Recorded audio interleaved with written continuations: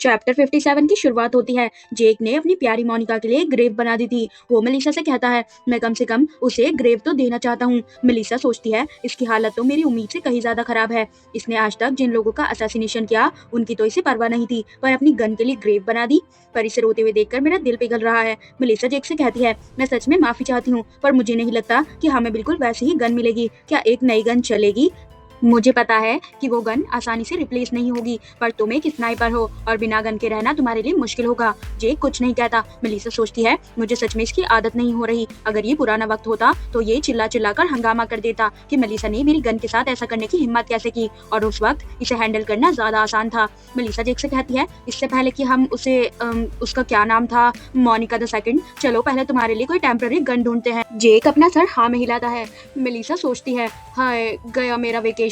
कोई प्लीज मुझे बताओ, एक छोटे भाई को कैसे संभालते हैं जिसका दिल टूट गया हो। मेलिसा जेक को लेकर बाहर आ गई थी। वो मार्केट में आई थी जैक के लिए गन खरीदने। मेलिसा सोचती है, ऐसे वक्त में योना का ना होना बड़ी दिक्कत है। उसे पक्का पता होता कि गन कहाँ से खरीदनी है। मेलिसा कहती है, अब मैं क्या करूँ? मैं पिछली गली में गई थी, शायद वहाँ कुछ मिल जाए, पर वहाँ ज्यादा कुछ नहीं था।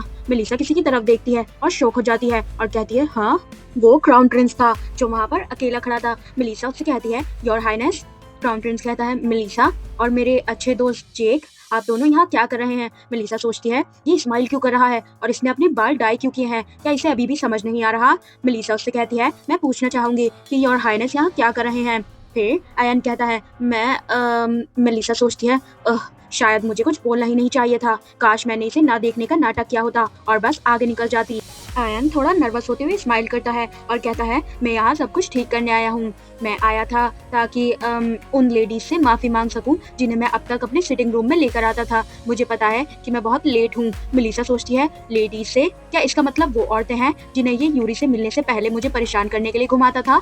वो औरतें जिन्हें इसने चीटिंग क्राउन प्रिंस वाले कैरेक्टर के लिए यूज किया था? आयन कहता है, लेकिन मैं उन्हें बताना चाहता था कि मुझे सच में पछतावा हो रहा है। हिज हाइनेस मेरे फॉर्मल कपड़ों में यहाँ आने के खिलाफ थे, इसीलिए मुझे यहाँ आम कपड़े पहनने पड़े और बाल डाई करने पड़े। मेलिसा सोचती है, मैं हैरान हूँ। तुम्हारे साथ खेलने और तुम्हें छोड़ देने के लिए माफी, बस इतना ही है क्या? चलो, लगता है कि इसमें थोड़ी बहुत इंसानियत बाकी है। ये तो वही कर रहा है जो इसे करना चाहिए, तो मेरा इसकी तारीफ करने का कोई इरादा तो नहीं है। लेकिन आयन कहता है, मैं जल्दी ही आपसे मिलने और माफी मांगने की सोच रहा था, क्योंकि आप उन लोगों में से एक हैं जिनके साथ मैंने सबसे ज्यादा गलत किया है। मेलिसा कहती है, मेलिसा सोचती है, सच कहूँ तो मुझे समझ नहीं आ रहा कि ये वाकई पछतावा कर रहा है या फिर ये पिछली बार की मेरी धमकी के बाद मुझे मनाने की कोशिश कर रहा है। पर चलो, कम से कम ये अब इस बेवकूफियों को तो नहीं करेगा। ये सोचकर मुझे सुकून मिल रहा है। मेलिसा कहती है, यस, तो फिर मैं एक्सपेक्ट करूंगी कि आप जल्दी ही एक अपॉलॉजी लेटर और ब्रेकअप एक्सेप्टेंस भेज दोगे। एन गहरी सांस लेता है और कहता है, ठीक है, पर वैसे आप कहाँ जा रही हो? मेलिसा कहती है, एक गन खरीदने। आयन कहता है, गन? क्या अब आपने शूटिंग सीखने का मन बना लिया है? मुझे लगता है कि आप गेम्स में भी काफी अच्छी हो। मेलिसा कहती है, नहीं। वो जेक की तरफ इशारा करती है और कहती है, मेरे लिए नहीं, इसके लिए। आपको पिछले हंटिंग टूर्नामेंट से याद ही होगा। आयन कहता है, सही कहा, तो फिर क्यों ना आप रॉयल पैलेस चलो।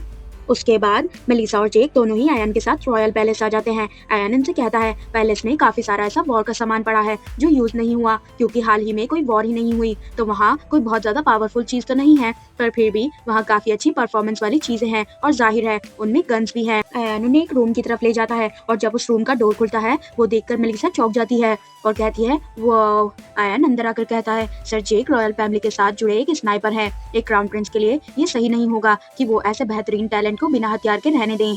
फिर मेलिसा जेक के पास जाती है और हल्के से उससे कहती है, जो उसने कहा वही सही है, अपनी पसंद की चुन लो। मेलिसा सोचती है, एक आयन जो सिर्फ काम की बातें कर रहा है। हाँ, आज ऐसी चीजें हो रही हैं जिनकी मुझे आदत नहीं है, फिर भी मैं इसके पैसे दूंगी। मुझे अभी भी शक हो रहा है। फिर आयन मेलिसा से कहता है, वैसे मेलिसा, क्या आपको फूल पसंद है? सिर्फ वो जो स्प्रिंग में खिलते हैं? मेलिसा कहती है, मुझे लगा वो शायद अभी नहीं मिल पाएंगे। फिर आयन कहता है, तो एक्सेसरीज के बारे में क्या ख्याल है? मेलिसा कहती है, बिल्कुल नहीं। आयन कहता है, तो फिर एक ड्रेस कैसा रहेगा? एक शॉप है जो क्वीन को बहुत पसंद है। मेलिसा कहती है, जरूरत नहीं है। मेलिसा अपने मन में सोचती है, ये इतना चिपकू क्यों बन रहा है? एक ब्रेकअप होने वाले कपल और दो बेस्ट फ्रेंड्स के बीच, क्या बेस्ट फ्रेंड्स के पास बात करने को ज्यादा नहीं होना चाहिए? तो ये बार बार मुझसे बात करने की कोशिश क्यों कर रहा है? जेक यही है, जेक। आयान कहता है, क्या ऐसी कोई चीज़ है जो आप लेना चाहेंगी? मेलिसा कहती है, योर हाइनेस, अगर आप कोई अपॉलॉजी गिफ्ट प्रिपेयर करने की कोशिश कर रहे हैं तो मैं बता दूं कि इससे कोई फर्क नहीं पड़ेगा, चाहे वो कुछ भी हो, क्योंकि मैं एक सिंसियर अपॉलॉजी के अलावा कुछ भी एक्सेप्ट नहीं करने वाली। हालांकि आपके पास्ट एक्शंस के लिए आपको माफ करना अभी भी मुश्किल है, आपके लिए मेरी फीलिंग्स का चेंज होना इम्पॉसिबल है।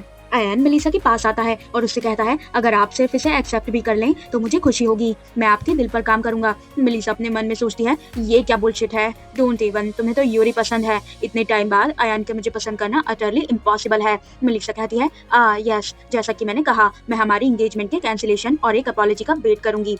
एनीवे, पैसों के बारे में मेलिसा सोचती है, रिगार्डलेस, मैं ऐसे बिहेवियर या स्पीच से रिफ्यूज करती हूँ जो किसी भी तरह के डिल्यूजन्स पैदा करें। मैं इस बंदे के साथ रूमर्स में भी इन्वॉल्व नहीं होना चाहती। आयान कहता है, पैसों के बारे में क्या, मैं लैंड कर सकता हूँ, नहीं, मैं आपको उतना दे सकता हूँ जितनी आपको जरूरत है। मेलिसा कहती है, हाँ, क्योंकि मैं ये प्रज्यूम करती हूँ कि योर हाइनेस ये सब फ्री में नहीं दे रहे हैं। आफ्टर ऑल, योर हाइनेस इसे एक सिंपल गिफ्ट की तरह तो नहीं सोच रहे होंगे।